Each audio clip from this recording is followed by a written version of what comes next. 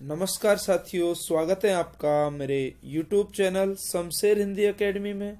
साथियों, आज हम लेकर हाजिर हैं एक कविता जो कि कक्षा 8 के प्रथम पाठ से है। ध्वनि कविता है जिसका कि आज हम सरलार्थ आपके सामने प्रस्तुत करेंगे। उसकी व्याख्या आपके सामने हम सप्रसंग आपके सामने प्रस्तुत करेंगे। पहले हम पढ़ लेते हैं कवि का जीवन परिचय। कवि परिचय। ध्वनि कविता को लिखा है सूर्यकांत त्रिपाठी निराला जी ने। निराला जी छायावाद के कवि रहे हैं। इनका जन्म 1897 में वसंत पंचमी के दिन मेदिनीपुर पश्चिम बंगाल में हुआ और उनके पिता का नाम पंडित राम साय त्रिपाठी था और निराला जी ने संस्कृत, बांग्ला, संगीत, दर्शन शास्त्र और हिंदी का गंभीर अध्ययन किया। वे स्वामी रामकृष्ण परमहंस और स्वामी विवेकानंद के दर्शन और विचारों से बहुत प्रभावित थे। उनकी मृत्यु 15 अक्टूबर 1961 को हुई। ये था सूर्यकांत त्रिपाठी जी का जीवन परिचय जो ध्वनि कविता के कवि हैं। अब हम कर लेते हैं इसका कविता परिचय। कविता में क्या दिया गया है, क्या हम इससे सीख ले सकते हैं, कवि हमें क्या सिखाना चाह रहा है। इस कविता में कवि ने प्रकृति के प्रति मानवीय संवेदनाओं को व्यक्त किया गया है कि प्रकृति के प्रति हमें किस तरीके की एक मानव के तरीके से संवेदना रखनी चाहिए। कवि के उपवन में भी अभी अभी वसंत आया है। कवि के जो उपवन है, कवि का जो बगीचा है, उसमें अभी अभी बसंत आया है। वह अपने स्वप्निल कोमल हाथों से अलसाई कलियों पर हाथ फेरते हुए प्रभात के आने का संदेश देना चाहता है।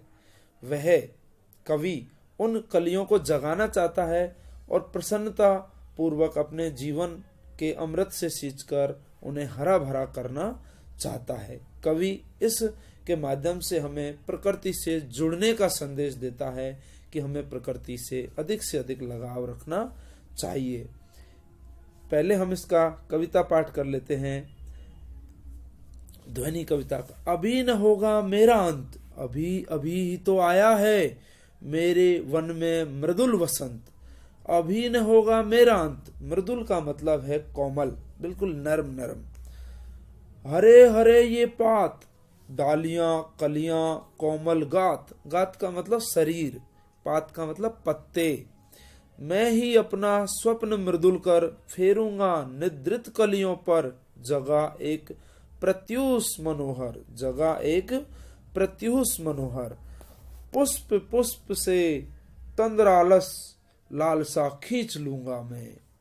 अपने नव जीवन का अमृत सहज सींच लूंगा मैं। द्वार दिखा दूंगा फिर उनको, हैं मेरे वे जहां अनंत। अभी न होगा मेरा अंत।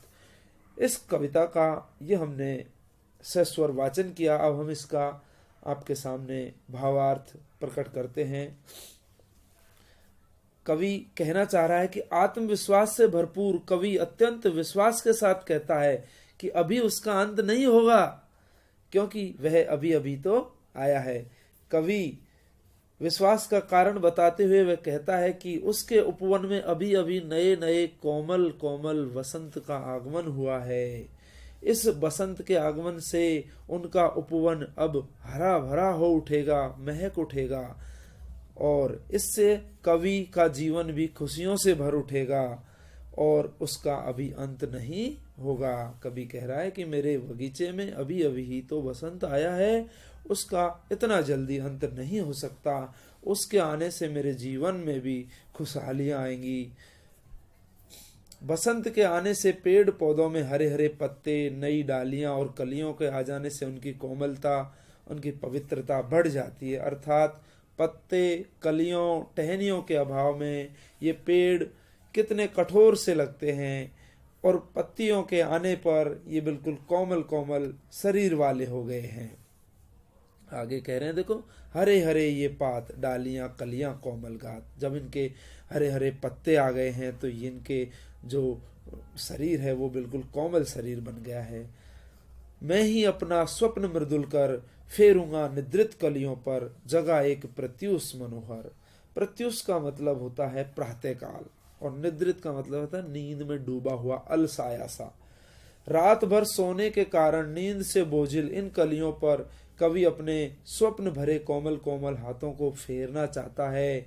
ऐसा करके वह इन कलियों को जगाते हुए एक नए मन भावन प्रभात का संदेश देना चाहता है कि अब नया सवेरा हो गया है। आगे की लाइनें हैं, पुष्प पुष्प से तंद्रालस लालसा खींच लूंगा मैं। तंद्रालस का मतलब है नींद के फलस्वरूप होने वाला आलस्य। नींद तो ले ली है लेकिन उसके बाद भी थोड़ा सा और सोने को मन कर रहा है, वो आलस्य। लालसा का मतलब इच्छा। नव का मतलब नया, नवीन। सहर्ष का मतलब खुशी खुशी। द्वार दरवाजा, जहां, संसार लोक। अनंत का मतलब होता है असीम, जिसकी कोई सीमा नहीं हो। अंत का मतलब समापन। इन पंक्तियों में कवि नींद से बोझिल तंद्रा से डूबी कलियों को जगाने और अपने जीवन अमृत से सींचकर हरा भरा करने का वर्णन करता है, वर्णन हमें सिखा रहा है।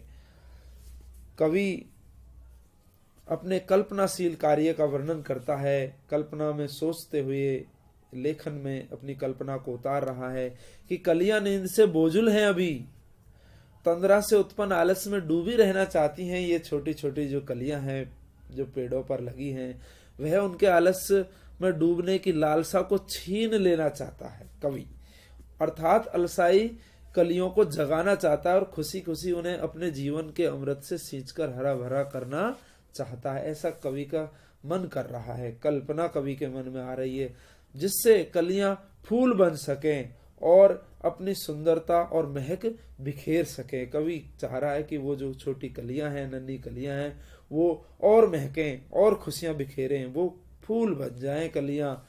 इस प्रकार हरी भरी रंगीन कलियों और खिले फूलों को कवि वह दरवाजा दिखाना चाहता है जहां उसके जीवन का असीमित संसार फैला हुआ है।